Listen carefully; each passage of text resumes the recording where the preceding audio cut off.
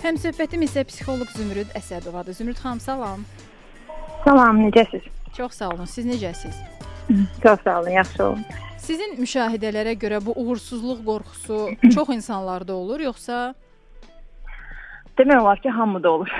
Hər kəs başqasının gözü ilə özünə baxır və nə ola biləcəyini də təsəvvür eləsə belə, başqalarının gözündə də təsəvvür eləyir. Bu ən çox mane olan nüanslardan biridir. Paralel olaraq biz çox böyük məqsədlər qoyanda bu da bizə mane olur. Çünki gözümüzü çox qloballaşdırırıq və addım-addım nəyəsə yaxınlaşanda belə düşünürük ki, yox alınmır, nəticəsi yoxdur və s. Yəni hətta məqsədə, hədəfə belə düzgün şəkildə getmək lazımdır ki, gedişat hiss olunsun. Bəzən olur ki, məsələn, kimsə istəklərini yazır və bir 10 il sonra baxır ki, mən bunun hamısını əldə eləmişəm, amma hələ də mən eyni şeyi hiss edirəm. Fikirləşirəm ki, heç nə əldə eləmədim. Bizim beynimiz çox zaman əldə eləyən kimi unudur, onu artıq önəmsiz sayır.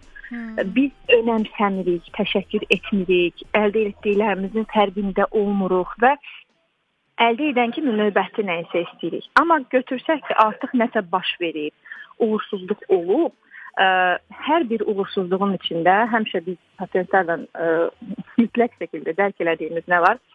Uğursuzluğun içində həmişə bir uğur var. Həmişə nəyəsə ya başa düşürük, ya bizdə nəsə qlobal şəkildə dəyişir. Onu görmək çox önəmlidir.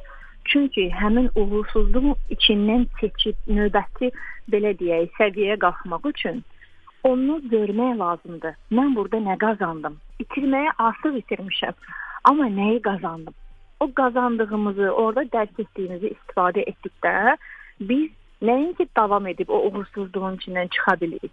Hətta ondan sonra hara gedəcəyimiz belə bizə bəlli ola bilir.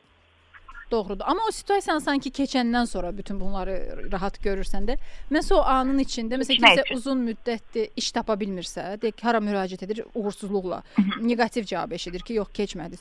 O adam məsələn o an onu düşünə bilməz də, mən görəsən burada nə tam belə müdriklər ola bilər bəlkə düşünür, amma hal-hazırda məsələn pula ehtiyacı varsa, ailə saxlamalıdırsa, bu insanlar burada daha çox fokus olurlar ki, niyə görəsən bu dövr var, mən necə belə çətin vəziyyətdə psixikamı qoruyum. Ümumiyyətlə bunu uğursuzluq adlandırmaq nə qədər uyğun olar bilmirəm. Çünki bu davamlı bir prosesdir. İş tapılmırsa bu sadəcə olaraq bəlli bir çətinlik dönəmidir və onu həmişə işləyəndə kökündə görürük ki, əslində insan ya işləmək istəmir, ya yorulub, ya da sırf o işi işləmək istəmir. Ona görə də hər dəfə alınmayanda insan özü ilə üzləşməlidir. Mən burada əslində içəridə sevindiyim tərəf varmı ki, bu alınmadı deyə. Çünki çox maraqlıdır, bəzən gəlib deyirlər ki, mənim işlərim alınmır və s. Amma çox dərinə gedəndə deyib, elə yüngülləşdirdim məni işə götürmürlər deyə. O məsuliyyəti götürmək istəmirəm. Belə amma həmişə bəhanəm var ki, məni işə götürmürlər də, mən neyim? Qurban rolunda özünü saxlamaqdır. Amma içində insanın niyyətində, hədəfində varsa, o həmişə bir yolunu tapır. Aydındır. Onda bizdə nəsə alınmırsa, bəlkə də əslində ürəkdən bunu istəmirik.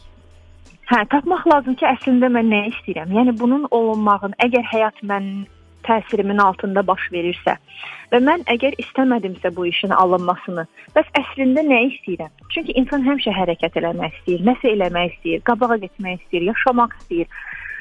Amma alınmırsa, demək ki, nəyinsə alınmağını əslində istəyir. O nəyin alınmağını istəyirsə, onu görməyə bacarmalıdır. Təbii ki, öz-özünə bacarmaq biraz çətin ola bilər. Bunun üçün mütəxəssis ola bilər. Psixoloq, coach, mentor, yaxşı bir iş adamı da ola bilər. Yəni, bəlli bir səviyyə çatandan sonra onlar özləri artıq bilirlər ki, insanın əslində içindəki niyyət onun həyatına yansıya bilir.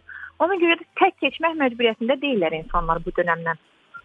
Daha bilikli, daha təcrübəli və yaxud da ki, bu işi bacara bilən insanlarla bir məsləhətləşməsi daha faydalı ola bilər ki, daha sürətlə keçsin o dönəmi, orada ilişib qalmasın. Aydındır. Zümrüd xanım, çox təşəkkür edirəm efirə qoşulduğunuza görə. Telefon xəttində psixoloq Zümrüd Əsədova idi. Mənim çox xoşuma gələn fikirlər, səslər.